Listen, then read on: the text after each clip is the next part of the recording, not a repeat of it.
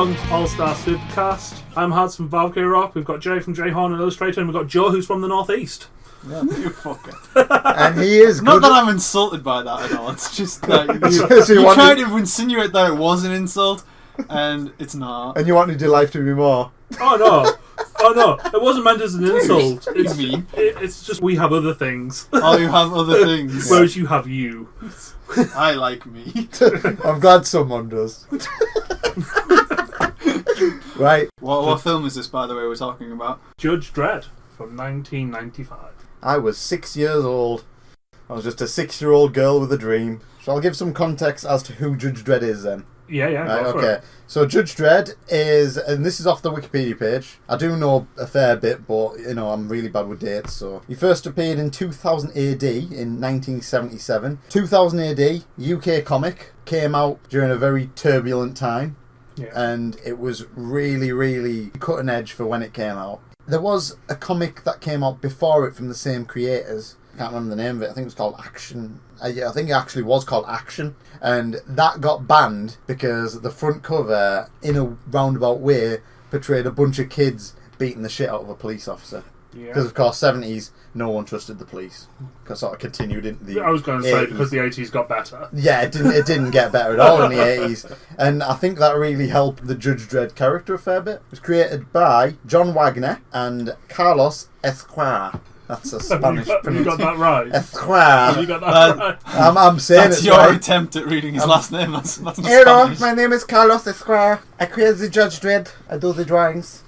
Judge Dredd was essentially a very satirical figure. It showed policing in a way that was overly cartoonishly brutal and very black and white. It was very authoritarian. Very authoritarian, yeah. Going back to the whole concept of Dredd being this, black and white, this is legal, that's not legal. In the same sense when Captain America came out or Superman came out, they were a product of the time, this disarray.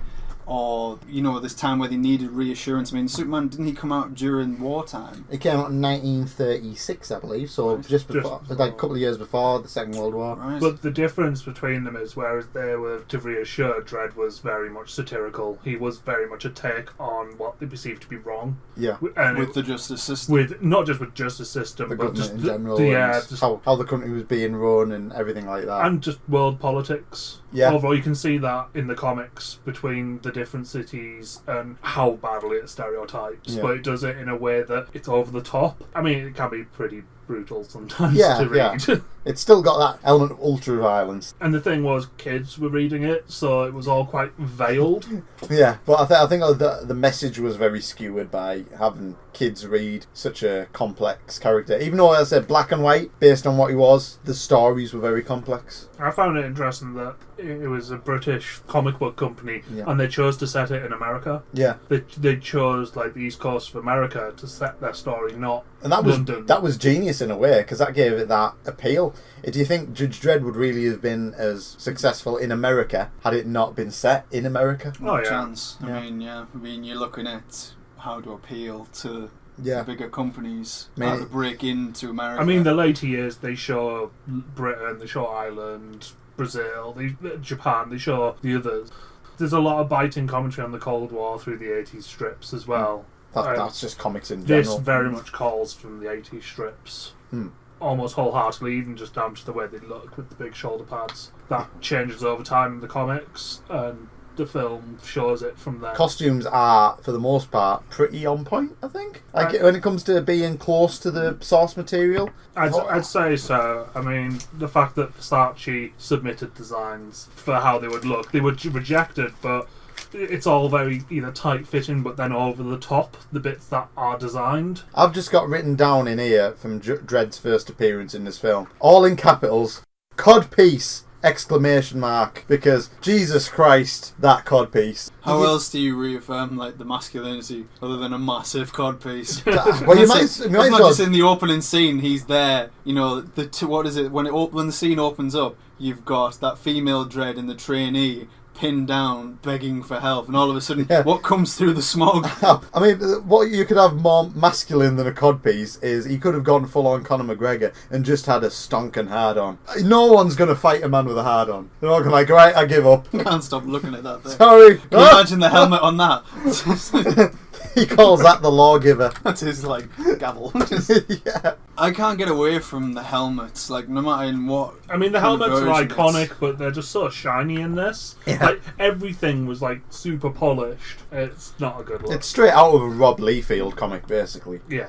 Rob Liefeld's a guy that did American comics in the 90s, and everyone was ridiculously proportioning their muscles, just like Stallone is. Of course, Ridiculously yeah. proportioned man. And everything was like proper shiny, and it looked just ridiculous. And when you compare that side by side with the film we'll be doing next time around, Dredd, yeah, I mean, it's like apples and oranges in many I ways. was really wanting to do a sort of side-by-side comparison of the two. Yeah, but we don't have 10 hours to do this, so unfortunately. Let's talk about sort of Stallone. You know, his choice to be cast here, or their choice to cast him. Well, he wasn't the original choice. Arnold Schwarzenegger was the original choice. Well, That would again, be- you're And referring no! to Ow. apples and apples there, isn't it? You got to question that Stallone had a very big influence over the direction of the film. Creatively, him and the director clashed massively. Their visions were so far apart, and I think Stallone caused the film to be just shit, in a way. I get the feeling that Stallone thinks he's better than he is. I like old Sly. I think he's alright, but... He saw the action in the comics and like the over-the-top violence and the one-liners and thought that's the film. Whereas the director looked at the comics and almost went, I want the more satirical, darker side of that to come through. And yet there's none of that. There's pretty much no satire in the film. There's bits where they almost start to go that route and then it just veers off into Funny Town. They dumb it down. It's massively dumbed down, almost for more of a widespread appeal, which really hampers the film. It wasn't actually Stallone, but the producers who made him show his face. Really? Apparently. They Oh. made the call because he's an international superstar and they didn't see the point in having him in if they didn't show him. I'm pretty sure if you just saw Sylvester Stallone's chin Yeah. and the way he speaks like this, then Yeah. you'd pretty much know it was Sylvester Stallone. You could pick the fucker out of a line, couldn't you? Yeah. Being that he is so recognisable, you can understand him wanting some face time, but I suppose star power is what it is. Directed by Danny Cannon, who since then has done CSI franchise and Gotham. Wait, did he do CSI Miami by any chance? He did Miami. Right, okay. Normal, That and explains a lot he by also a lot did- of puns in this He did film. New York as well. Right. Oh, the one that no one cares Yeah. about. Dredd was actually his second major film he ever did. What was the first? The Young Americans, which is why he was handpicked for Dredd. Oh, okay. He had the chance to do Die Hard 3 instead of this, but obviously didn't. Some other directors were also considered for this film. They include Peter Hewitt was offered the film. He made The Borrowers, and he also did Garfield and Bill and Ted's Bogus Journey. Well qualified. Oh, well, Yeah. 1 out of 3 ain't bad. The Coen brothers were offered it, but turned it down to make Fargo. And Richard Donner was considered, who Ooh. did The Lethal Weapons And and, he also- the original Superman. Yes. I'm going back to Stallone and the pick for Stallone. You said like Schwarzenegger was nearly a pick as well. Yeah. But we're talking about the action heroes of that time. Those kind of action heroes are really starting to come back in, I think, In because the many physical presence. It's a nostalgia thing, I think, now, though. It's like... Well, look at like sort of Man of Steel. Look at Batman. There's all this training on their physique, isn't there? Yeah, and it's there is. I always think It's a big thing in superhero... They I have mean, to they be should- larger than life. Yes, you know? yes. Yeah, it's always been a thing for them. But then when you look at like films around this time, let's take the Michael Keaton as Batman films, for example. Michael Keaton was not a large-than-life muscular guy. I heard he wasn't even a favourite pick for quite a lot of fans. He wasn't, no. But he was one that really broke that mould. But speaking of mould, the suit was moulded to have muscles, so I guess he got away with it. Well, yeah. I would love to have t-shirts that were just moulded with a six-pack. That would save so much fucking time. God, because who wants abs when you can have flabs? I think it comes down to the fact that when you've got an actor who has a physical presence. President? We're talking about the president again? No, we're not. Donald back here. I used to have a great six-pack. I have an amazing six-pack. It was the best six-pack. Okay, what were you saying? I was just talking about Stallone. Physical presence. Stallone as Dredd, physical presence. you're talking about a viable protector for people. You know, there's something that we still associate with size and power and all the rest of it. As you said, Michael Keaton, I love that Michael Keaton and all these guys started to break that kind of sense of what passes for a hero. I do think that we're going back to that whole, you know, this focus on... I mean, wasn't the complaints about Wonder Woman that she wasn't beefy enough? She didn't have the big beefy yeah, shoulders. She didn't have the, Amazonian beef. Gal Gadot. All to, you know... In the comics, Judge Dredd isn't overly big, though, No, compared to the other judges. I think he's got them big old shoulder pads, isn't he? So, proportion-wise, he looks... 80s pattern. Yeah, he looks huge, but he's really just an athletic character. You know, it would be perfect for him, really, if you could hop into a time machine and bring him back from then. Clint Eastwood. Oh, you look yeah. at the snarl on his face. That is more Eastwood than anyone. The chin. Yeah. You know what? Like, if you take out what Stallone's personality And his acting. his look actually kind of fits. Yeah, it's Judge the jaw. Dredd. Yeah. I have no problem with the I look. mean, even John Wagner Apart said from the fucking codpiece. Stallone is Dredd at that point. He's the perfect person to play Dredd at that time period. But unfortunately, he starts moving and talking. He starts moving. He starts Unfortunately, he opened his mouth. He starts throwing out them cheesy lines. I don't know. Don't take my cheesy lines from me. I knew like you'd that. say that. I knew you would say So that. when we're going through the actual plot of the film, if I can use that term very loosely. So, nice touch that I thought. Opened up with comic pages. None of them 2000 AD though. All of them were from the DC version of the comic. You really had to hit home. I mean, the modern day film, equivalent would be that Marvel intro. Yeah. It's very similar in the... Yeah, it's sort of a precursor to that in a way. How do you get across that this is based off a comic book? I know, I'll pin a load of comic books on the front of the intro. You know, it works. Then you get the Star Wars rip-off. Yeah. You see, saw that in so many films around that that time, where it's just the text scrolling upwards, and just, I didn't even get what it said. It was saying, this is Mega City 1, there was a nuclear It tried war. to sum it up Yeah. in 3 paragraphs what has been going on for 18 years. I think it was predicting Trump and Kim Jong-un, really, but you know. Yeah. So what we got here? So we got the Star Wars rip-off. I've put down here, so 90s, ... Yeah. I wonder why that was. Yeah, my heart sinks with dread at the sight of Rob Schneider. Rob Schneider. Oh my comic Rob relief. Schneider. Absolutely, the comic relief. That's what he's there for. Robert Schneidington III. I love the fact that in keeping with 90s films, it devolves into in a certain part of the film, it devolves into a buddy comedy film. I was going to say that straight away becomes like Joe Pesci, you know, coming into the middle of Lethal Joe Weapon Pesci 4. being the original offered role for there that you go. part. So Rob Schneider shouldn't have even been in there. He shouldn't have been there. Yeah. But you were saying Joe Pesci made the correct decision overall. Yeah, he looks like he went on to do Casino the same year released as Judge Dredd. It sounds like we hate this film. I didn't hate this film. I actually like this film. I like this film. But there's a lot to hate on the film. I feel okay to shit all over it though, so you know. How do you look at it and go, right, this is Judge? Except for me, for example, I've never seen a Judge Dredd film, never seen the comics, you know, but I enjoy these kind of films. But you look at it cinematically, how do they make Dredd the superior judge?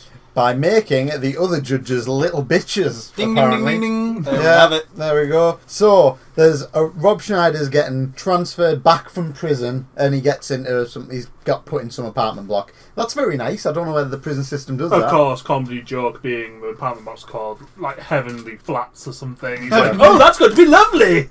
Yeah. And it was not. And he's only been in prison for not long, and he doesn't even realise that. Yeah. Anyway, so he's going back, and there's a riot going on. No context to what the riot's about straight away. No. It's just apparently riots happen. We don't need context. Well, we've got action. yeah. You know? The thing is, anyone who reads the comics knows about block wars. It's a very established thing in the comics. It's a very established thing in London as well. Yeah, but having someone who doesn't know the comics will just be like, what's block war? Why are these people shoot? Like, it doesn't explain that that's actually an epidemic that sweeps through the whole city constantly. It was a major storyline in the comics. They just throw it along like, oh, there's a block war going on. Oh, those sneaky But blocks. they don't even say that. It's like, oh, there's a block war, and then later on it's block war, man. And it's just like, oh, just reinforce This that Sunday point. on the WWE Network, Block Wars!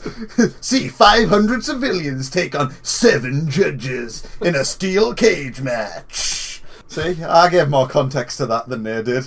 So you go to Dredd and how you make him look superior to the other judges. And as you said, straight away, the incompetency of the others. The rookie goes in. It's almost like a staple, isn't it? And they're all hiding behind their cars. And I just wrote down other judges, not that impressive, RLY. It was was the cinematic equivalent of somebody going, help!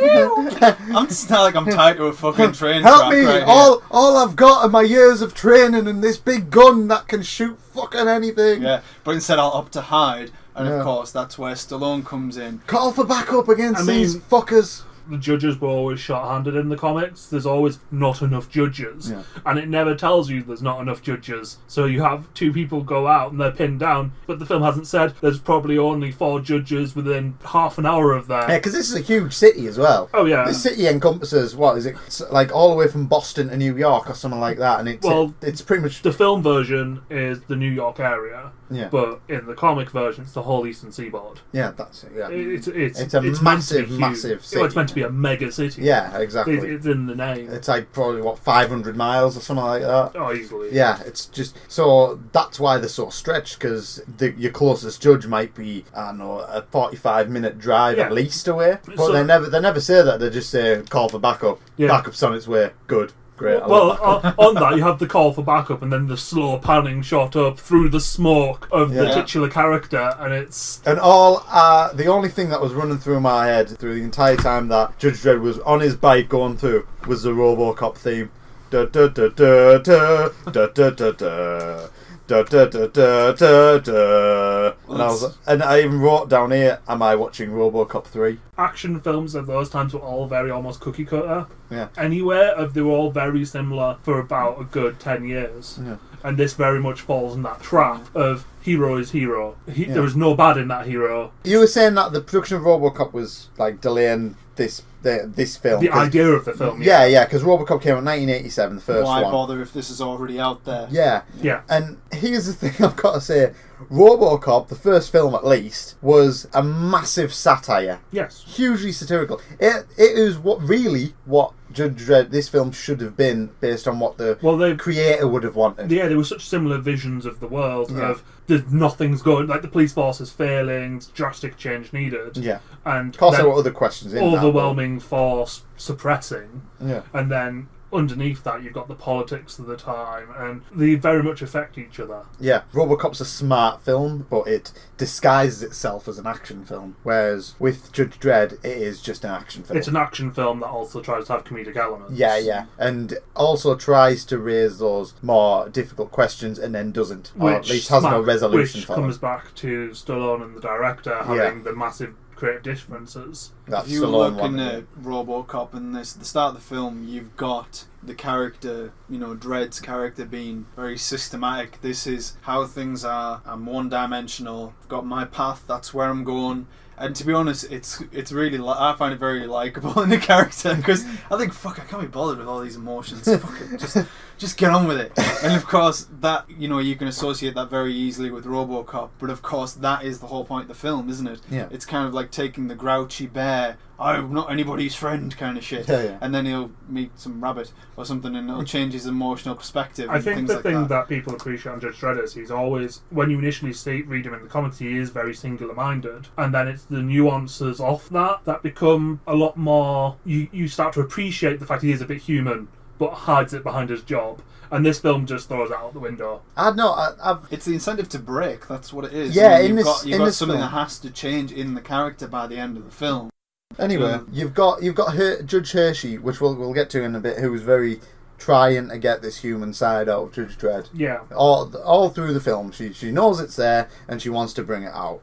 And she is the biggest fucking antagonist in this film, in my opinion. Why? I'll get to it. Get to it now. I asked the question. Well, anyway, so Rob Schneider's character, Fergie, so he's called? Fergie. Yeah. Through my whole note, he's just known as Rob Schneider. He gets to these heavenly blocks when there's this shit kicking off, this block war, and he's accosted by some of the rioters who are starting it all, and they're the ones who have their shit kicked out of them by Judge Dredd, who comes in, he puts his bike up, they're all shooting at him, and the first words out of his mouth are, "I am there!" And it's like, okay, it's it's just creating a catchphrase, that's all it is.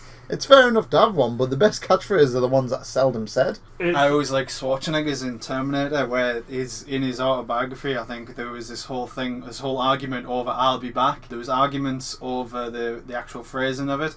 So one of them was James Cameron went to say "I'll be back," and Arnold Schwarzenegger went, "I want to say I will be back because I'm a robot. I would just individually pronounce those words." And James Cameron went, "I'm the fucking director. Go in and say what I said." Yeah, and of course it worked. I feel like the director should have said the same things to Sly Stallone in his film. Shut the fuck up. Shut the fuck up. Do it the way I want you to do it. Yeah. So, Dredd rushes into this war zone that's going on inside this block of flats, and he takes everyone out. And one of the guys who's got the hammiest acting in the world, bad. He's the perfect B-movie actor. Yeah, it was Who one. was The villain at the very start, the guy who's causing You should these be afraid of block me. wars. Yeah, that guy. One, right. Yeah. You should be afraid of me. And it's like, oh shit, no, I'm not even afraid. I'm not even. I want you to be gone. It smacks of the same thing. Yeah. Yeah. The rest of the film has the same problem of it's so over the top. Yeah. That he's not just a bad guy, he's the over the top bad guy. Yeah. Overacted, overwritten, and we're just meant to not like him because we are. We're not given a real reason. Yeah. It's just, you hate He doesn't even have a name. No. It's how he's you just saw a bad guy. I always like this kind of thing. So if you were flipping channels and you saw Dredd on whatever channel it's on when you're flipping the channels, and you're half watching it from your fucking phone or whatever you're writing or whatever it is, and you've got to have these quick keys to figure out who's the good guy, who's the bad guy, all the rest of it. You've got to be spoon-fed these things, because it's a visual art.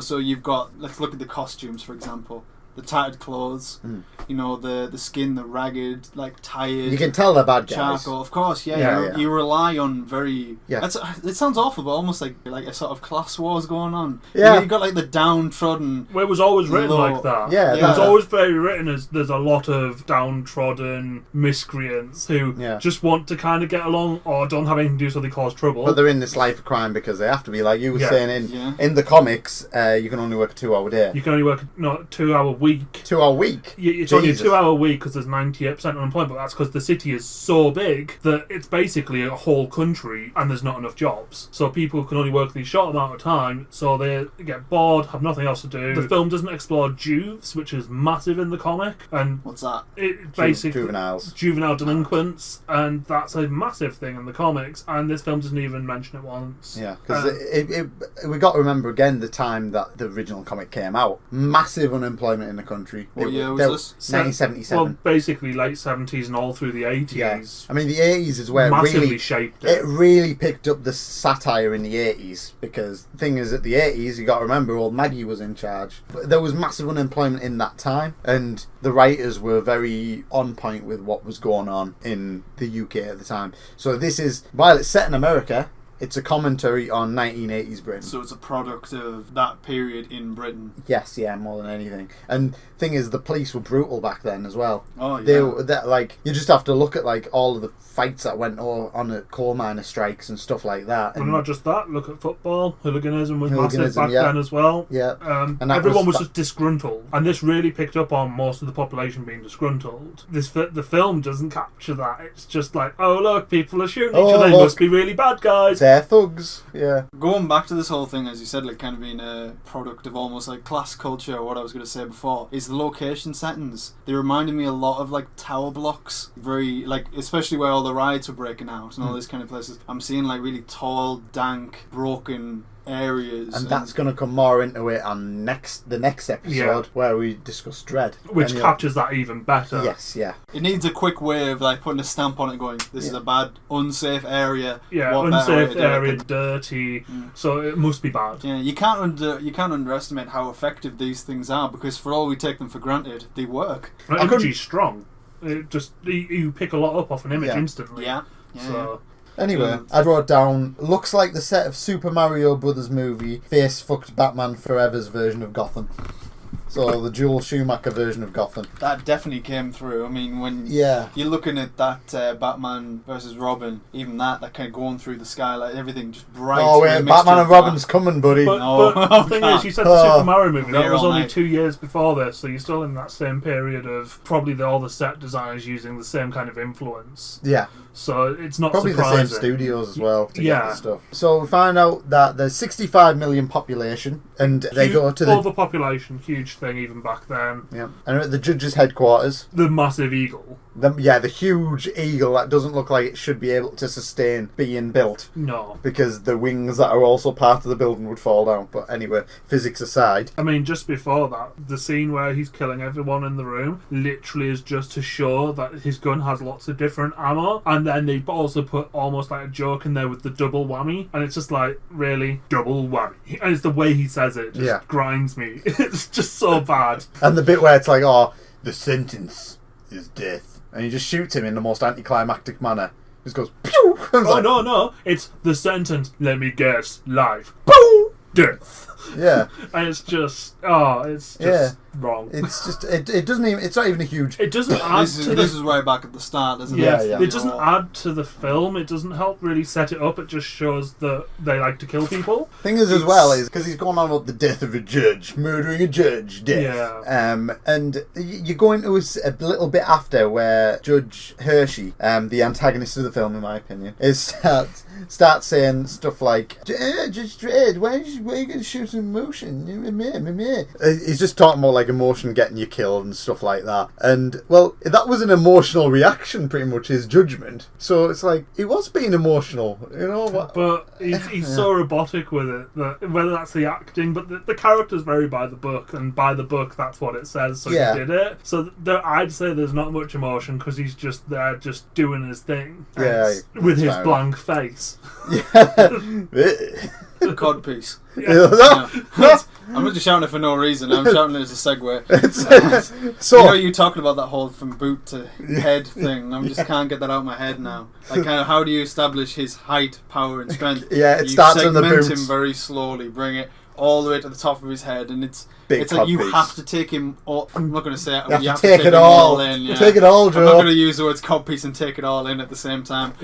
And not having him all in one shot is basically what I mean. Is by not having him all in one shot, by breaking him down and having him whole, like, you have to like sort of appreciate the size, power. We could easily have him in, you know, a wide angle shot. You could have him just in just as a whole body. But a wide angle shot, he's small. Yeah. And we want to make him imposing, so it's close up. I've lost my thread. Fuck it. Yeah. Start with something else. You're going from you just got your mind fixated on the codpiece, haven't you? Little bit, yeah. So I get you in. You're going from his boots all the way up to the top of him. Yeah. So you get to see every salivating inch of Dredd, every little bit of it. All that lycra covered body. All of it. Oh. Yeah, that was a bit I didn't understand, the whole gladiator lycra bit. Yeah, well, I'll put in a bit later on that why not give them body armour? They're fighting for their lives. I liked it when that scene where they went, the helmet and the chest piece is bulletproof. I was like, well, that's good. What if I get shot in the dick? Codpiece.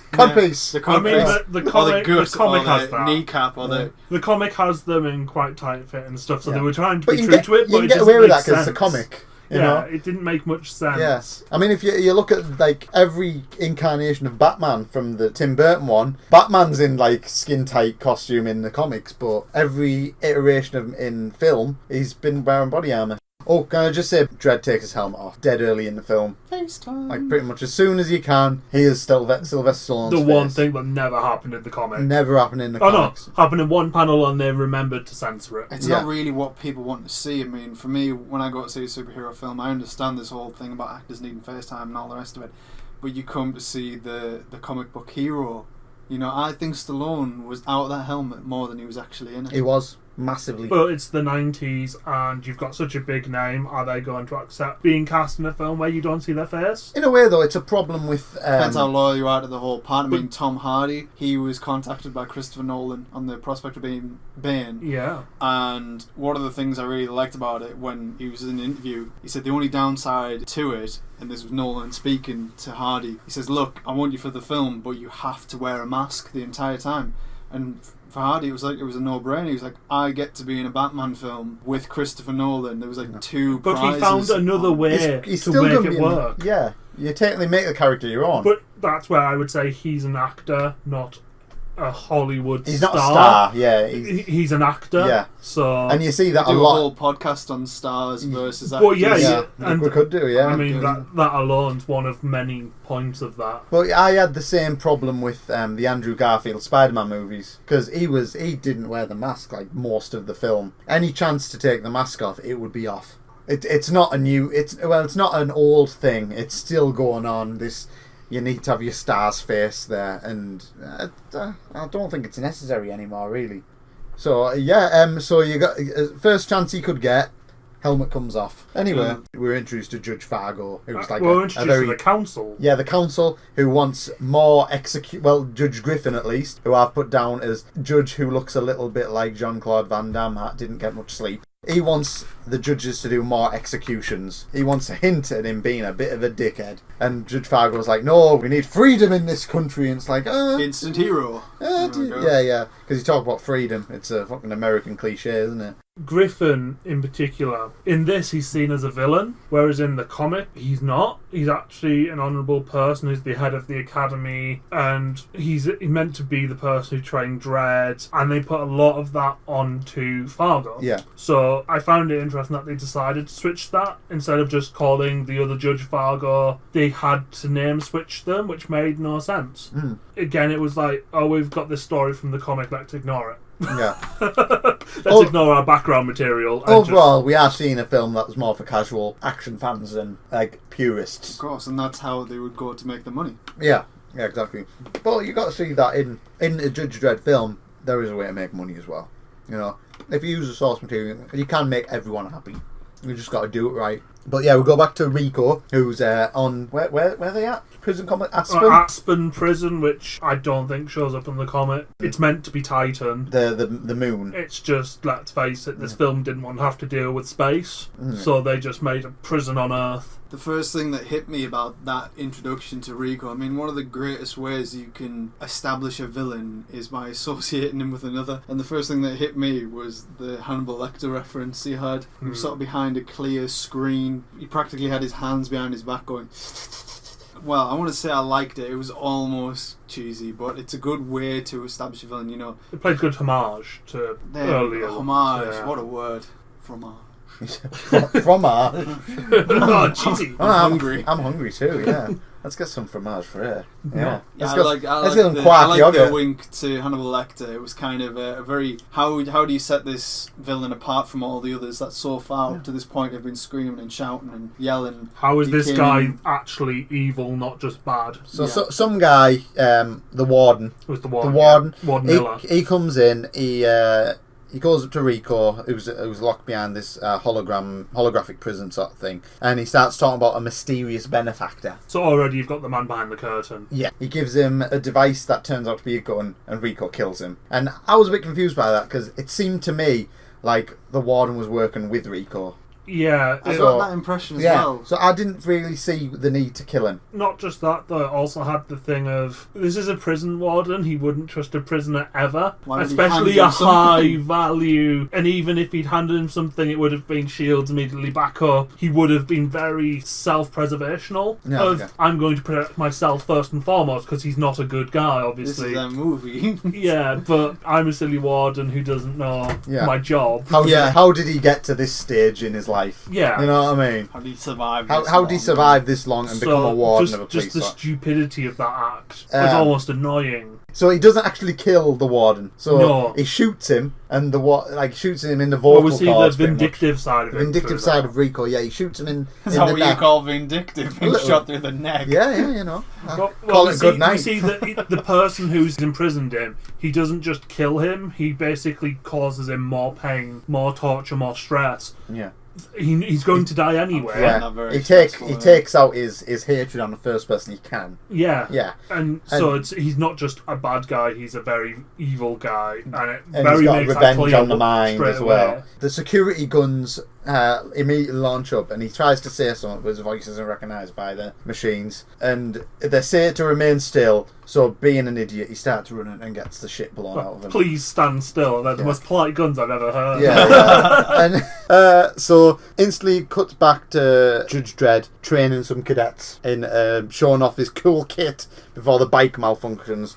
which I think is going to be used later on. Because he pretty much just says, It's- if you can get your equipment to work. So that's trying to hint that they're a bit underfunded. It's I'm guessing. almost just a whole scene of exposition of this is all the items we have available to us. Yeah. And it's like, oh, here's what my armor does. Here's what everything else does. Here's what the gun so does. that almost so the audience knows exactly what everything can do. Yeah. And It's a step for step for people who, like myself, were just never familiar with the character. yeah, Yeah. So, and It's very as much I a can say 101. That's probably necessary for all of you two who go, oh, come on, fuck's sake. I know what that does. Yeah, I yeah. fucking don't. it's a very like 101 crash course in judge protection, judge armor, judge equipment. But the problem with that scene is then it goes to when he's holding up the law book, and it goes very dark, very quick, very serious, and that whole scene just sums up the film of it's got its funny bits, like it tries to be a bit lighthearted, and then a very serious bit, and it just throws you out the scene a bit. Yeah. And then to come back to what you hate, then after that you've got Hershey comes in and tries to humanise him a bit, and he just throws it back in her face. And I've got written Can I down go here. back to this? Why is she an antagonist? Because she in keeps yours? trying to humanise Dredd, and that really annoys me. Because I've got written it several times in here, stop humanising Dredd. I've got it about 3 or 4 times throughout my entire notes. I've called her Judge Nagy here, because that's all she seems to do. And thing is about Judge Dredd, he is black and white. You don't want to humanise him, because he is just... He is Well, the he law. should- He's the law. He should You know, that's the naturally- thing. He He should is just the naturally law. have these little bits that you notice, Yeah. but it shouldn't be forced, and she's forcing you to see that, and instead of him just you going, oh, actually, he does that there, which you wouldn't expect of someone who was just black and white, but can be- instead he can you've be got her likeable. guiding you Yeah. of, well, look, I'm going to, in big flashy lights, say he should do this. It's what always hit me, particularly when they got to the whole prison ship that they were flying on, was the hypocrisy of the hero. That's the first thing that hits you, because you've got that bit with Schneider where he goes, look, have you ever heard of reasonable doubt and all the rest of it? He says, I've heard it all. I am the law. I'm going to sentence someone in black and white. Boom. Hey, Here we it is. totally skipped over that bit where he sends But- Fergie back to... Yeah. Yeah, he But then, of finds course, Fergie he- with those guys and sends him yeah. back to jail. He then straight away, in his court appearance where he's charged with the murder, he straight away is going, this is false evidence, I'm innocent kind of shit. It's kind of like going, alright, okay, it's like on the other foot all of a sudden, and Yeah. that's the idea of it. It's like this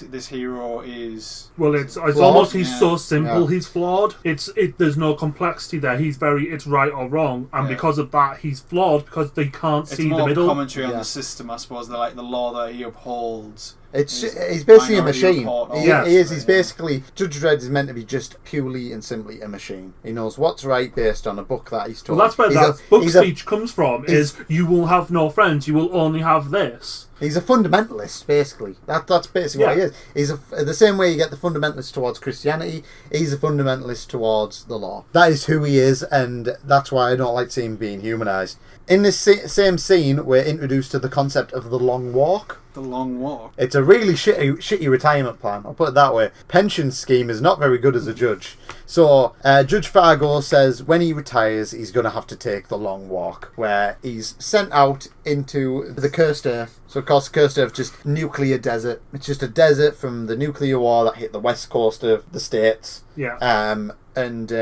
Yeah, that's essentially all it is. So you serve as a judge only to be sent out into this barren Well, the idea wasteland on is your that own. once you are too old to judge inside the walls, you take the law out to the lawless. So, because there's mutants and people living out there, and the idea is, well, you're retiring, so now what you do is you go out and you... Really enjoy your retirement with the mutants and Because, radioactive. because the whole judge scheme is meant to be you go in as a child, you're indoctrinated, then you serve, and you keep serving afterwards in another capacity. So your whole life is the law. Until you die. But it doesn't explain that. Yeah, And he again, does, this he is does the say... film's shortcoming a bit of it doesn't fully explain that this is not just a little bit of your life, which is where that speech comes in Yeah. of, no, this is everything. That book is your world at that point. Yeah, he does at one point say, like, to bring law to the lawless, but he doesn't really say anything, because we don't know that there are people living outside there. Yeah, and They don't explain that. There's whole communities out there. Yeah, it's kind of like the Fallout games out there, Yeah. more or less. So, yeah, we're introduced into that. I wonder if that'll come in up later.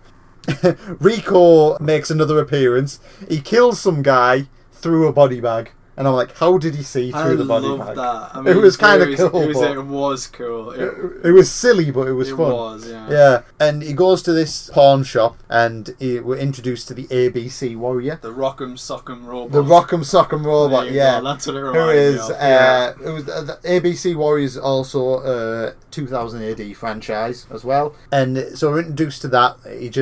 Rico just says to this guy who runs a pawn shop, I thought those ABC Warriors were out of commission, in his weird, strange accent of Italian, but not Italian. He's Italian. Hint. He's Italian, but all through the film, the actors tried to mimic Stallone's vocal pattern a bit. Yeah, and which is smart. You do see that, yeah. and once you notice it, kind of lessens the reveal later. I'm so glad he didn't just go down it going, hey.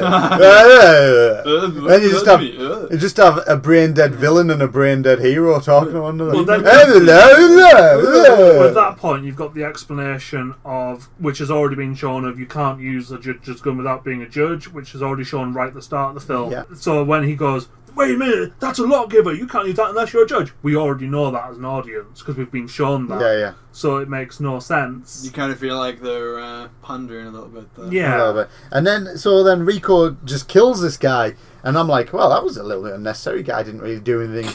Because we've seen that he's a bit vindictive and he takes a lot of revenge, but this guy had done nothing wrong to him. So how do you hammer So that now home? it's more of a case of this guy's just fucking evil. Yeah. You know, he borders into cartoon territory when he starts just killing people for the sake of killing people. Where you could Twiddling say his moustache. Yeah. where you could say that a lot of it has a very punk feel. He's very much the anarchist to the punk. Yes, yeah. Of everyone's a bit evil, but he is the full out of control evil. Yeah. And it very much draws a line under that. What would you say He's Rico's chaotic evil. goal is? I mean, like, But to establish it in the film. He said- Really? It's like, I thought he was creating judges by the end. It starts off as... He wants his own world, basically. So he wants his own Yeah, version he of wants to- authority. He wants to be the king of his own land. Yeah. Right. Because okay. he feels almost entitled to it, because he's superior. Yeah. So he sees everyone as bugs to be squashed. He has a god complex. Yes. Yeah. Very much so in this film. Is very Like, much a god complex. Yeah, I mean, he comes straight out and says it near the end. Playing God. We are gods. He doesn't want to be a servant. And that's No. all. And Dredd's perfectly happy to be a servant. Yeah, they're two different sides of a coin. Yeah, exactly. In many ways, Rico's probably the more liberated of the two. Yeah. But at the same time, he's also the least happy. He's the god that wants to rule people, Yeah. whereas Dredd's the god that wants to serve people. Yeah. That's the difference between Dredd them. doesn't have a long-term goal, and Rico does. No. Yeah. Sounds like you're siding with Rico. It's like... Well, no, I just find it be a more complex character than any Just of the think others. he's, Even if he has yeah. gone in, even if I said he has gone into the realm of cartoonish villain, you can still add a few complexities in there. I mean, when he's based on a comic, cartoonish villain is okay. Yeah, exactly.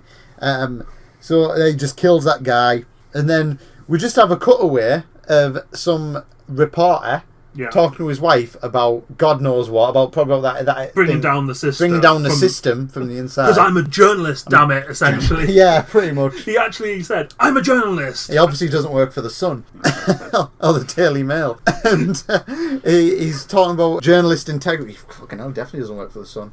And Judge Dredd, I use in quotation marks, bursts through the door like in a second, and the guy just goes Dredd and just gets shot. And it's like you were saying, how could he know that's Judge Dredd? Yeah, there's no way. If someone burst through the door within a second, I wouldn't have looked at a name badge. Yeah, I'd just been like, "Who are you?" I don't even know who I am straight away when I walk through a door. I walk through a door, see myself in the mirror, and I have to look twice. I'm like, oh wow, fuck, I'm old and haggard. So yeah, and you're older. Hey, and then we cut away to some guy in a car being a fucking sleazy douchebag. Judge Hershey's there. She opens the door and like gives him a stern talking to because she's Judge Nagy. And well, no, what really annoys me in this bit is she's doing her job. She's got him out of the car. She's basically trying to do her job and do judgment, and then he drops his Dredd, and it's like a woman can't do that job.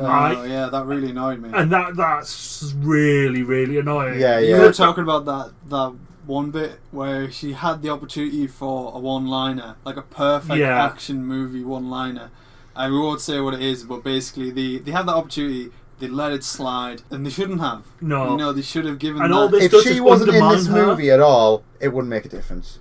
She basically means nothing to the movie. But that's because that she should have had a better role, but they just completely fucked up right. Actually, there's role. one bit. There's one bit she's important for. Yeah. That's Well, there's it. a few. I mean, there are a few bits in terms of how she elevates other characters, and that's obviously what you could argue was her purpose. You know, to make another character seem more imposing. Like In we were talking wrestling, about we the call car. that a jobber. A jobber.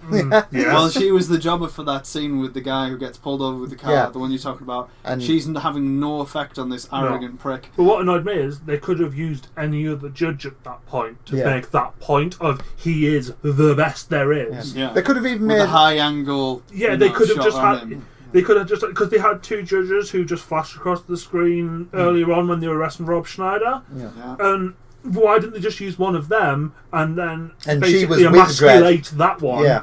instead of just completely belittle this established character Again. They again? Yeah, They could have given her a great, like, sort of mini story for herself where she gets treated this way, but she overcomes every time. Yeah. But they didn't even do that. I mean, she's such an important character in the comics as well that it angers me that they do this. In a comic that has quite a few strong female characters. I mean, you've got Hershey in the comics, you've got Anderson in the comics. I mean, MacGruber.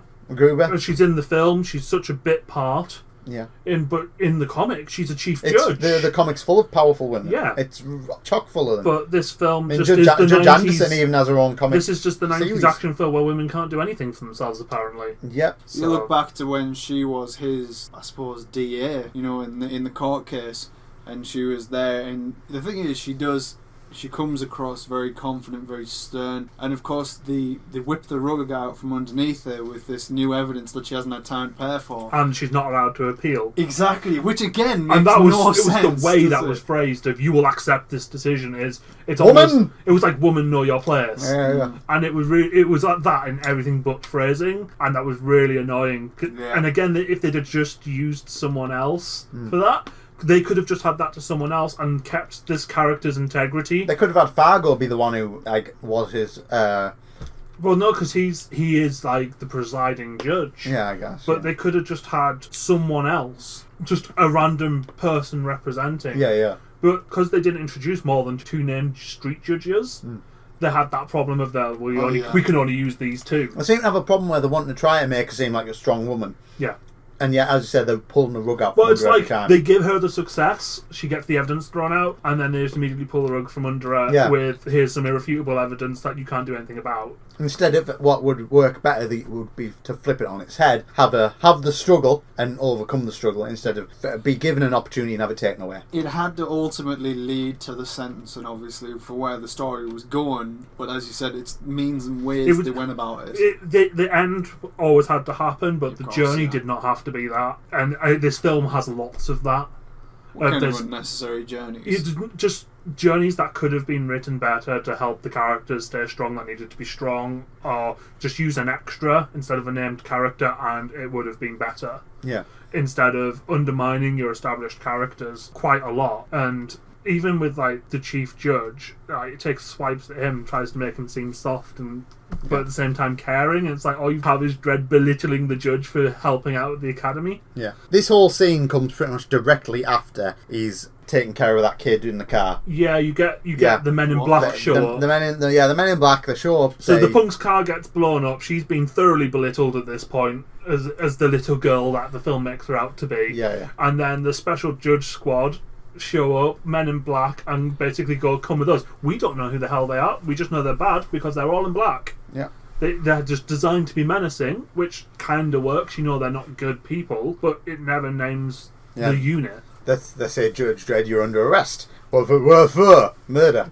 What are the charges? What are the charges? Murder? The law. It's like, I forget. So he gets arrested, and that's when we get to that bit there where he's being tried, and Judge Hershey is the one who is representing him. But the whole purpose of the scene when he gets arrested is for him to be arrested. He's on the street and it to be a bit of a shock that he's arrested. So then to have the Hershey bit where she's quite belittled, it's like, oh, we just need another explosion in the film. So the whole bit before he gets arrested is like, we just need an explosion. This is the reason for the explosion. So he blows up the car. So he blows up the car, and then he gets arrested. We go to the court, and Dredd gets stupidly emotional at the tribunal he's with the evidence that's been brought. She's got the key bit thrown out. They've pulled the rug, and then just really uncharacteristically, his evidence is falsified. Yeah, and that's that makes him look more guilty. It's so childish, though. It's like the child being told they're wrong and them having a hissy fit. I'd have a bit of a hissy fit as well if someone set me up for murder. This is Judge Dredd, but this is Judge Dredd. This is the no offense to you, but this is Judge Dredd. I'm deeply offended, obviously, at this point. But this is Judge Dredd. This is the person who loves the law, and it is the law. But he's so by the book that this is so uncharacteristic. She all through the films tried to make him human, and then he has a hissy fit, which is the wrong kind of humanization for the character. So you kind of feel it would have worked better if he'd been humble at this point? I thought if he just stayed quiet. You could have been seething with it without being petty with like, he was over the top shouting and like flapping essentially. Yeah. And he could have just been really menacing with how he said it instead of like quite furious and just focused. You're wrong! You're wrong, the law! But instead of just shouting, he could have built that up. What can you imagine Dirty Harry from the Clint Eastwood films acting like that? It's petulant. He'd have said something proper like homage and petulant are now my favourite words. I didn't break the law. I am the law. Like something like that. If you said something like that, like not saying anything would have been the impact he needed. Because he says it best when he says nothing at all. Yeah, absolutely. It doesn't. Ronan Keating in his defence. Yeah. But nothing at all. What annoyed me in the bit in between, so after he's had his little hissy fit, when the Chief Judge and Griffin are talking, and suddenly out of nowhere bring up the Janus project. Yes. Out of nowhere bring that up. And that's just exposition, and it's so clumsily put into the film of, we're just going to bring up the fact that you've got Rico and Dredd, and the Rico files were scrubbed, which answers your question of why didn't Rico's come up in the trial when they did the DNA. Yeah. Because they've scrubbed it. But you think they probably didn't delete it. They probably just locked it behind a top level clearance. Yeah. So they would know. And this is the first we've heard about this Janus project as well. Yeah, first heard about it. It was out the blue. I literally have no idea what it was about. Yeah. Obviously in the story as the movie unfolds, that's thrown in as an enigma code. It's like thrown in, and then you suddenly like, why do I care about this? Clearly a conspiracy. I mean, it's like, here's this, but now there's this, but now there's this, but now there's this. Well, it was the next level of that big bad story. Questions on top. Yeah, which obviously it can be good for a film, but not if they're delivered incorrectly. Yeah. I put dodgy Judge Griffin, otherwise known as Jean-Claude Van Damme lookalike from before, recommends Fargo takes the long walk. I put devil on the shoulder here. He very much was like the whisperer in the ear of, that's why don't you just take... Yeah. It did a lot to establish how he's politicking behind the scenes. You realise that takes care of two birds with one stone for it. Yeah. Yeah. And I think that's the point where maybe in the audience you start to think, because it was Fargo, is he that special? Yeah. Like, Fargo was the one that shot him down earlier in the film when he was talking about using more lethal force. Yes. And also changing the goalposts of what they can assassinate people for, I suppose. Exactly. Execution. So, Fargo agrees to take the long walk for Dredd, and that saves him from being executed. Instead, he's going to go to that Aspen prison. Yeah. Aspen penal colony. It sounds nice as Aspen. Yeah, it sounds pleasant, and they accuse some homoerotic clothes ripping. No, but before that, though, the thing that annoyed me was, so he goes, have mercy on them. But the whole thing about the judge system is they don't have mercy. So why the hell would they go easy on it? I didn't get that. I kind of thought what because they were going to do. Because it suited the plot. That's purely why. It's plot armour. Your whole thing is you have the law and you stick to it. And then basically the chief judge, the guy who holds the law up the most, goes, bend the law. And they do. Be lenient. What I was honestly expecting at that point in the film, I don't know why, but my head was already focused on what was about to happen, was that whole be lenient on the judge, on Dredd. And then he goes to turn around and the guy goes, alright, I will. Death! Just there was the Game of Thrones vibe from when Joffrey with Ned Stark, where she says, have mercy, and then he's like, no mercy. The worldly Sir Ellen, bring me his head! That's my Joffrey impression. Anyway. So then you have the homoerotic clothes ripping. Yeah, you've got the evil What is squad that? move back It's where in. he's like, they say remove his armour and everything. And he's not wearing cast any down armour. his office. Yeah, and they just rip his sleeves off and Yeah. stuff, and it's like, ugh. It's very ceremonial. It's isn't meant it? to be It's like- de-judging him. Yeah, Yeah. de-judge. It's a pure Brazzers moment, that's what it is. You get a bit of smooth jazz in there. So then Hershey is looking through Dredd's locker, being a real detective. You say that. Hershey breaks into his locker. Yeah. So again, a good They judge love- doing bad things. But being proactive. Yeah. So, That's good. It's good. There you go. Proactivity is And good. of course, picking the image up of him as And a very- baby makes sense. finally So crushed she's looking through Barzal. his locker, and she's looking at 2 photographs. Yeah. One, a couple with a baby, which she assumes is Judge Dredd with Yeah. his parents, and the other one is him with a young Rico, and so we know that there's something The there between the connection, two of them. Yeah, connection between the two of them. Then what do we get to after that? Oh yeah, Judge Dredd is on the freighter. He's on the freighter. Before that, don't we have the bit where Rico's now snuck into the now Chief Judge's office Oh yeah, with the yeah. massive robot? And all That's you can it. think is, how did he get the robot into the office without anyone seeing? Yeah, and that's the first time we hear him pronounce the word love. And then he's just Which randomly is hint smashes number statues. one to some kind of relation. Yeah, he's massively overtop with the acting, and I just love it. I do. I generally think his overacting's brilliant. He uses villain. Yeah, he's so deliciously evil. So then we have I Dredd on the like show. good. You half expecting him like turn around Yeah. like a little Rico was going to come out from behind his ass and go, my mini Just like- Then we have Dredd on the prison shuttle, and my only question here is, how the hell did it take people that long to recognise him? Because he likes to take his helmet off. Yeah, like constantly. Yeah, like a lot of screen time involved there. It And like, took, suddenly, halfway through the flight, took Schneider Rob just Schneider's like going, that, and yeah, Rob Schneider's just coincidentally I mean, next did you to him. notice they all have judge tattoos when they're in the locker room? And so someone would have seen the judge tattoo on his arm already. Yeah, with sleeves So- ripped off. But maybe it wouldn't be such a big deal if the judge wasn't Dredd, Yeah. because he is the most famous But judge. the Is guy he? behind him... Yeah, he's the most famous But one. the guy behind him obviously knows exactly who he is, because once he hears the name, he's like, oh yeah, and then tries to kill him. And this leads And to- that's the thing that comes up a lot, is Rob Schneider saying Dredd's name at inappropriate times. Yeah, see, what annoyed me after that as well Say was... my name. So Daddy. the guy goes to Yeah. try and kill Dredd. In the universe it's set in, those guards wouldn't give a shit and they just shoot the guy instantly. That security is shit on that as well, because Yeah. he has a Open fucking knife. cockpit. He has a knife. You couldn't even get a knife on a plane these No, and days. you've got the open cockpit. There's so much wrong with that scene. Yeah, it's ridiculous. But this is going back to the whole, you have to have leniencies for the plot to work. Yeah. Yeah. You know, you have to have these incompetent heroes. Well, you have Yeah. to suspend so much belief with like sci-fi course films you and do, comic book yeah. films, Yeah. but Which is why we're making a podcast and ripping it to pieces. Yeah. but when Otherwise we it's wouldn't have anything to do on a blatantly Sunday night. stupid stuff, Yeah. you have a right to rip that course. apart. I put down here, the Duck Dynasty takes down the jet. And it's like, I would assume a freighter jet would be a lot higher in the air than that. What is this? I mean, going back here, I have these described as the Deliverance crew. I've never met these before. I know nothing about the characters.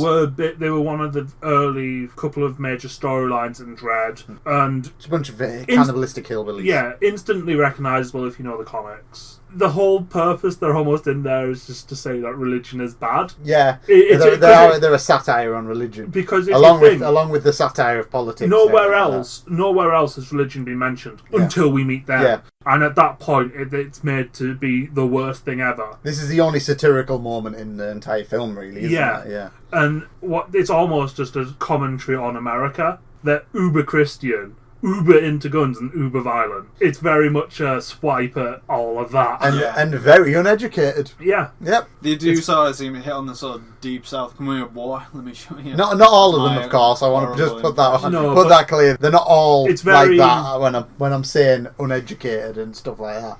It's just... I thought you were just referring to like a typical stereotype. It is just a stereotype, yeah. That's all. It's the hillbilly stereotype. Yeah, the hillbilly stereotype, that they're uneducated. So you've got him and Rob Schneider, who both happen to survive this crash. Yeah. Tied up. And it's like, oh, what happened to these fucking other prisoners? You know what I mean? So that luckily these two's plot armor saved them from this horrendous crash that no one else ever survives. I didn't get that. I was like, how the hell did they survive that? Because that was just a massive explosion in the air. I suppose, I'm not sure if we're meant... Dredd, that's why. I'm not sure if we're meant to think that someone else just shot up a load of human growth hormone and managed to save them all. Because it shows a body being cooked. At the explosion.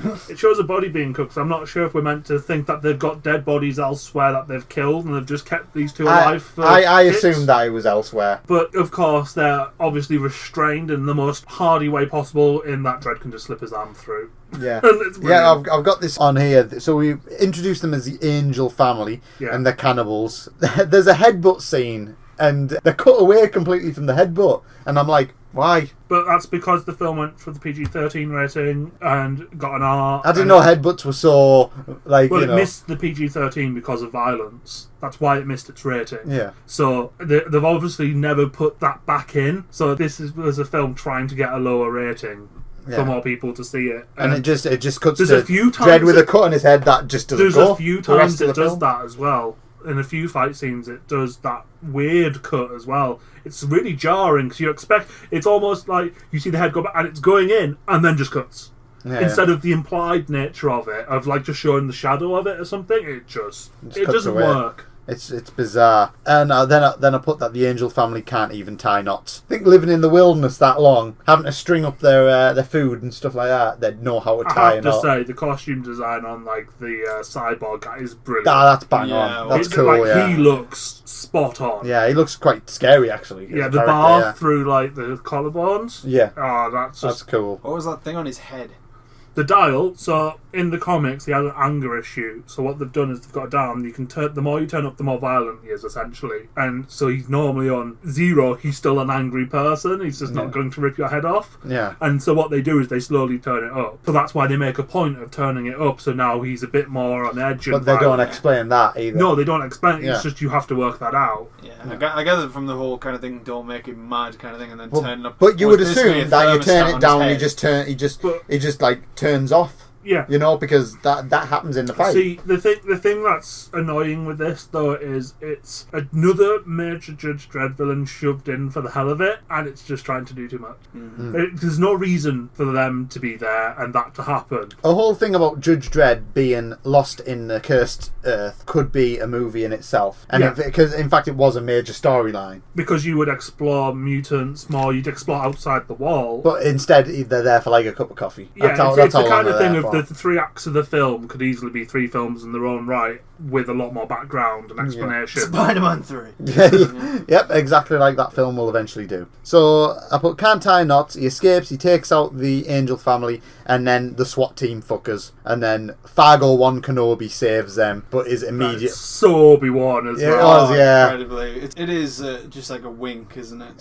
Yeah, it's one of the many Star Wars references in this film, along with the opening credits, the music score, and that particular scene there. And he's immediately impaled. He's there. Oh no, I've been stabbed. I wrote pacing down. I want to write a lot in this film because it has a lot of it's going 100 miles an hour and then slams the brakes on for like literally a minute and then goes full flat out. And that summed it up because that was almost like a 5-second version of that. Of wow, he's just saved them. Oh, now they're gonna like have maybe a bit of it. No, he's dead. Yeah. And you could almost explain that through the camera. And then you've got the deathbed close-ups, scene. then back to the wide angle action shots, and well, then you've got like the fight as well. And there's a bunch of baseball puns, and you get to hear for like the bazillionth time Judge Dredd's catchphrase, which isn't "I am the law." It's "I knew you'd say that." I knew you'd say that. Yeah, I think he does say it more than "I am the law." He does. I would honestly have loved her to say like "I knew you'd do that" or something like that, just to swap his like catchphrase out at the end. But yeah, so you've got the final angel. He avenges the death of his Fajar, and essentially then you've got a deathbed scene with so much exposition, and you said it while we were watching it, the existential crisis that he goes through for literally 10 seconds. Where's the heathen born? And then he sees the Lady of Justice there. And it's like, and then he's just like, I am the law. Yeah. And we get some weird A cold slap to remind me. we get some weird tech wizardry at with Hershey and some young student. So it goes back to they're still working on this picture, and Tech Wiz, who we met in the trial, has looked at the wrong picture. Oh no, Deus Ex Machina. He just happens to have solved everything, and it's magic pixels. I mean, I'm pretty decent at Photoshop, but I'm not even that good. This flat picture that is just pixels somehow has so much data behind it that they can strip everything out that's being photoshopped on. Now, anyone who's used Photoshop knows how annoying it is when you accidentally flatten it all and save it. Oh, yeah. And somehow they can just undo this. Undo all the layers. But, you know, there that's are flying Adobe. bikes in the air and you have a problem with this. Yeah, that's Adobe in the 22nd century, I guess. I mean, the problem I have with it isn't the fact they strip out the stuff that's fake. It's the fact that they somehow get a lab in the background, and that's what gets me. My problem is what is a kid who's that good at Photoshop doing trained to be a judge? We also have when the lab's first revealed for the James Bond, and like the Rico and Griffin and the ABC Warrior all walk in, and you have this massive set design change from the very grim, gritty set design to this very clean lab. It's all aluminium and it's all very shiny, very white. White, bright, sterile. And it's such a it's fantastic set design. And I gotta say, this film, when it comes to the sets, I have no complaints about the sets. For its time, I have no complaints about the costumes, really, apart from they should be wearing armour. But again, during that scene, they bring up the playing god. Yeah. And that very much like the god complex of Rico really starts to come through even more here. And it's more overt this time. He wants to be like his creator. Yeah. Yeah. And we found out that Fargo is Fargo was the original. Yeah, he is what Judge Dredd and from Rico is cloned from, essentially. Oh, he's the main source. I think it's 10 judges' DNA has been put together, but he's the main source. Yeah. And those two are the product of. Yeah, they're the product. And so they're the product of Janus, which we learn is basically a cloning experiment they tried to make judges that way instead. It essentially failed. Apart from with Judge Dredd, who was essentially because Judge Dredd, so you had a 50% success rate. Hence Janus, which you were saying before. And you've got the two sides of the coin. Is the Greek god with two heads. It's a Greek god. It's a Roman god. Has two faces. So there is a little bit of cool symbolism and stuff like that in the film. I mean, it as an original idea, it's fit into the film quite well. Yeah. It was just mentioned too late. It was just thrown in. That's the problem with it. It's alluded to earlier. It's like name dropped, but not anything else. So you're almost still left wondering. And then after this, you have the big argument in the council chamber of should they play God or not. And this is where the film almost hits its stride a bit of dealing with a bigger issue, but then the explosions and the action happens and just ruins all that momentum it starts to gain. It's kind of like Michael Bay just came along and was like, right, we need to do some explodies. It just gets in its own way. Yeah. They have this thing where they basically open Pandora's box and they've unlocked it, and then when they say, actually no, we want to put it back in, it doesn't work. I've actually put on here all the explodies. There is a part, I mean, we're going back to the director and the choice of camera work and stuff. There is this one particular scene that I love because it does break into this this toy chest of a director going, oh, this is really neat, I want to do this. And it was the scene where Dredd and Rico pull the guns for the first time, and it's like their first encounter as well. The first thing I noticed about that scene was Dredd has his gun out front, and what you'll notice is the gun obscures the lower half of his face. It lowers from his sort of chin, his nose. Ordinarily, what you would associate with the law. That's all they see when they're sentenced. All of a sudden, you've got the characters. It's the inverse of the judge. It's the opposite almost. Yeah, it's the emotional side of Stallone's character of Dredd, and I love that part. I would love to have seen more of that kind of thing. And it was because you get they've unlocked these files, and then they go, no, this is actually bad. Put them back in the box, and this is where Big Bad basically reveals himself to the film and goes, no, the council gets killed, and this is all a result of Rico causing havoc everywhere. He basically has a cull. he culls a lot of judges. He's basically told, go have fun in your own sadistic way. Yeah. We see like ambushes, the bank explosion. We just see all the variety of ways he's going to pick because he knows how to hurt. Perchy just escapes with a life barely. This is where we basically see the anti-judge come in. He knows exactly how they work, how they think. He's in their heads, and he causes the council to make this essentially mistake, which is what the big baddies always work towards. This is they had the power to stop him and gave him it on a silver platter. Yeah, and while all this is going on, you've got Dredd and Rob Schneider trying to get into the city through the fire chambers. Oh yeah, so you get the theory of the fire chamber of he just drops in. Oh yeah, a few years ago some people tried to get in this way. They got burnt alive, but the theory's sound. It's just a little buddy cop moment, really, isn't it? That's all it is. That's what I love about it. And I don't mind that it devolved into that. What I don't get is how the fuck did Rob Schneider just fall flat on his face on a flat surface? He tripped over nothing. Well, before that, you have him laying into Dredd. Yeah. And the Dredd that you know from the comics does not take that. No. He would push that guy's face with the side of its head. Yeah. Here we have Stallone. You make him gaze into the fist of Dredd. Yeah, and here we just have Stallone essentially taking the abuse.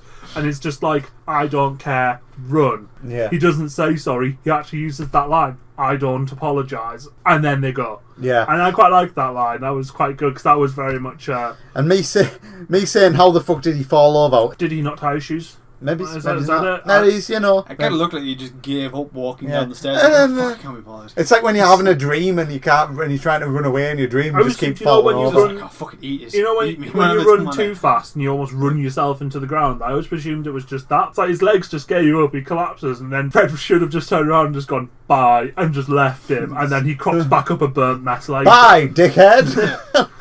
He would be better off without you. So yeah, how does Rob Schneider fall over? The question we all need to know. Dredd knocks out a judge because they get through the system, and Dredd knocks out a judge and mounts him, and things get sexy. I was about to say you've written the word "sexy" on your notepad. Things get sexy. Bow chicka bow wow. You've written that. Yep, yes I have. And Rob Schneider says we don't have time for this. It's a wah wah wah moment. Again, you've just got that Deus Ex Machina of he's just outside the door. Yeah. And then Schneider does this fucking stupid thing again, where he's like with Judge Dredd and he just keeps going Dredd, Dredd, Dredd, Dredd, leading to one of the judges going, is that Dredd? You know what I mean?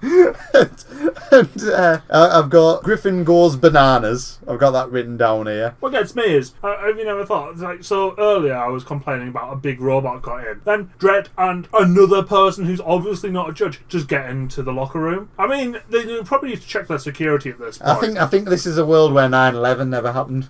Yeah. That's all I've got to say about that. But then again, yeah, you've got the almost gay shaming. Yeah, I know. It's like gay bashing of just, oh, do you really have to do that? And just the look he gives them, it's just the thing is, Judge Dredd could be gay. The problem that this film had again... I don't think he'd mind. Well, no, not that he should. Doesn't make a difference. This just felt like a misstep of the comedic timing of it. Really, it just he's wasn't probably needed. asexual. It just felt like a cheap joke. Yeah. And it was almost like they'd had the scene where they were just going to knock some out and nick the uniform, and then someone just went, I know what would be funny. Let's Rob Schneider the moment. And unfortunately, you didn't have that person with common sense go, no. Who else but Schneider? Sandler was walking around in the background, wasn't he? He Schneidered it. Yeah.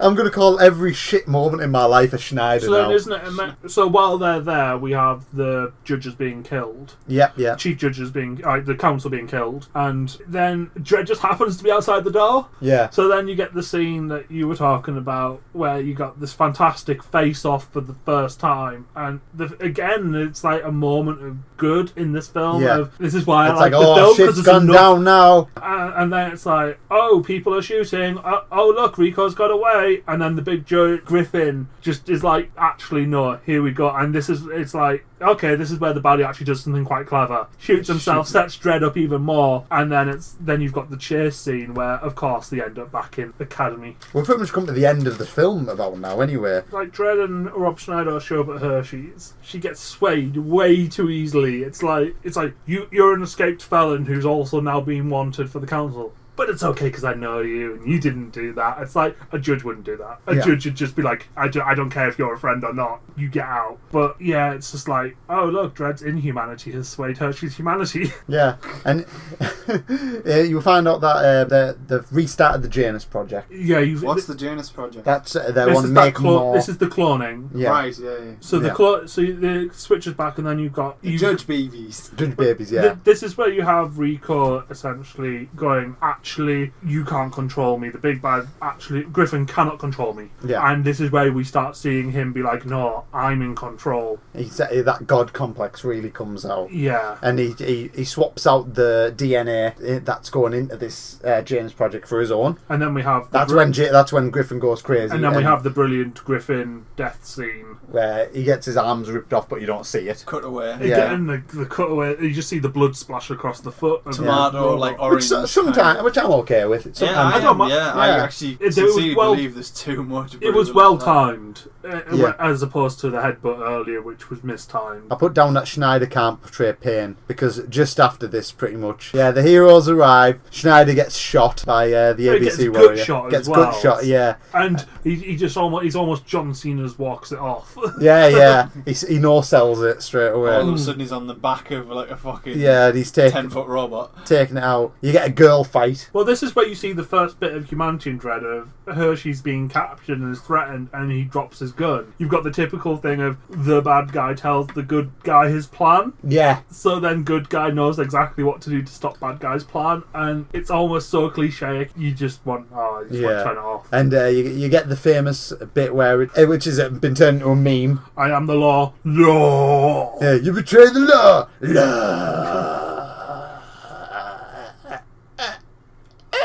Like that. Brought to you by Brazzers. Yeah, but that whole bit, you've got Rico who actually plays it quite well. Of he's escalating up very quickly and just antagonising, and then you've got Stallone who's just like a rock. This whole bit, by the way, just is set inside the Statue of Liberty as well. And you've just got Stallone, where you'd expect him to probably get him being passionate at this bit because of what's just happened. Like Hershey's been threatened, like he's just shown that humanity, and then instantly he shut that down, and it's just which originally was the objection we made, wasn't it? That the fact that he was being made to break out of this in the first place. But this is the circumstance where it should have happened and didn't, and it's like this is where you've got the two brothers together. This is the big face off. This is where they're going to kill each other. Yeah. And he's just like he's a stone on the floor. There's just no range of acting there. Yeah. It's so wooden. He throws Rico off the top of Lady Liberty, and after big fight and cat fight, obviously, and the cat fight with the female doctor-y thing who just sort of appears in the film at a random point. The random love interest. The random love interest for Rico, who is like has no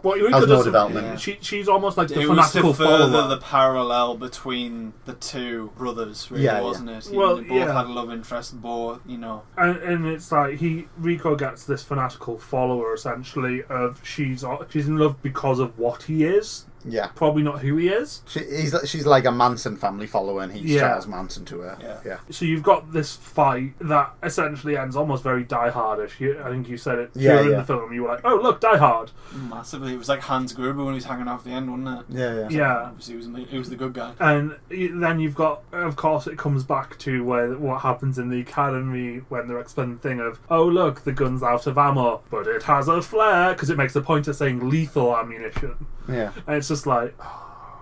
Yeah. And then he just fucking throws him off. Just throws him off. And it's very anticlimactic. And then you've got the scene you were on about with the Dutch angle, did you call it? It was the exact same thing. That immediately after he throws him off, you've got she shows up with gun. Yeah. And then she gets shot by Hershey, who somehow let her slip out of her grasp in the first place. And then it goes from quite a stormy night as they descend the tower to as they walk out the front door. It's brilliant sunshine. It's a very big building. It's brilliant sunshine. Yeah. And they come out and everything's okay now. And there's a load of judges just not doing their job. They're all there. Yeah, they're all sitting there on their asses. They're all just sat there, and they happen to have Dredd's armour with them. Yeah. Give it to him and get back to it. Oh, look, we need a chief judge. Do you want to be it? I'm a street judge. They're all okay with it now. I actually quite like that cheesy line. I'm a street judge, and I'm very late for work. It's Then you've got Oh, there's just so much wrong with this whole scene. It just ends so it's like very sycophant. It reminds me it's of all like wrapped a up in a nice sitcom. tight little bow. Yeah. Of course, and it has to be. Why And not? now and it goes back to the status quo at the end of it. And it's just Returning to the equilibrium. But again, it doesn't. It almost makes her. She's not a judge. She's just the female side piece. Yeah. She's not a judge in her own right. She's not a plot device. Yeah, That's all she is. And again, that just so belittles her character. And it's and even the evil men in black are there, and they're all just fans. And The evil men in black. and I'll be honest, I'm glad it's over. I'm glad we finished watching well, it. yeah, because you had the one line I had missing fun. as well. And on top of the Statue of Liberty. That Where in there's an itself awkward pause. imposes the fact that it's in the Statue of Liberty's head. I don't know. It's like, looking at that, the That one being awkward pause thrown from the head. after Hershey shoots, and there's that bit too long pause where it's like you obviously were going to have a line there, but you didn't cut the film Should right. have had a line. Yeah, she should have had one. And then Never mind. and then of course we've got the nice ending, roll credits, Yeah. happy days. So, what's the verdicts, boys? Not a film I would opt to watch on my own accord, but I enjoyed it nonetheless. Well, what stars do you rate out of? Out of how many stars? 5. Out of 5, 3 at most, 2.5. 2.5, right? I'd go 2.5 with the caveat of it's still one of my favourite films for how ludicrously rubbish it is. Oh, I'll give it a 2. I can watch it. I wouldn't choose to watch it, but it's I alright. think there's a lot worse out there Oh, that yeah, we'll look massively. at. So Oh yeah, oh god. for all I have problems with it, there's I still enjoyed enough it, good yeah. in the film for me to enjoy it. I'm working on the artwork to the next episode that I've got in mind, and I don't think we're going to enjoy the next episode. I don't know. What is it? I'll tell you the next episode is going to be Well, Dredd. like So comics, I'll tell you after that. Well, like comics, we're on our current arc of Dredd, Yep. and then I'm sure it's going to be horrific. Yes. So our next film that we're going to do is going to be probably in a week or two. Yeah. And that's going to be Dredd, the 2012. What's a reboot? 2012 reboot with Carl Urban. Yeah. That is just. I'm really excited to watch and this one. I suppose the difference between the films will be that Rebellion, the people that own 2000 AD, were directly involved. Yes. Yeah. You've got a lot closer ties. John Wagner was involved. Yeah. This isn't just an action film that happens to have Dredd in. It's going to be. It's going to be a great. It's going to be a good comic book film. Yeah. So we'll get to that next time around. So I think we're all agreed. Not terrible, but not a great film. As Not a film, great but it is meh. yeah, it's I meh. knew one of you were going to make that sound. It's meh. It's exactly what it is. So thanks for listening, I guess. Yeah. Where can we find you on the internet? I'm on Valkyrie Rock on YouTube. Joseph, you on YouTube? Yeah, somewhere. Search Joseph Berry on YouTube. I think he's under Don't that. give them my Check. name. What's the one of... If you're watching us on YouTube, check the links down below Yeah, for yeah. our channels and all of our socials. And I'm on Yeah. I'm on at J Horner on Twitter and at J Horner Illustration on Instagram. Yeah. So that's about everything.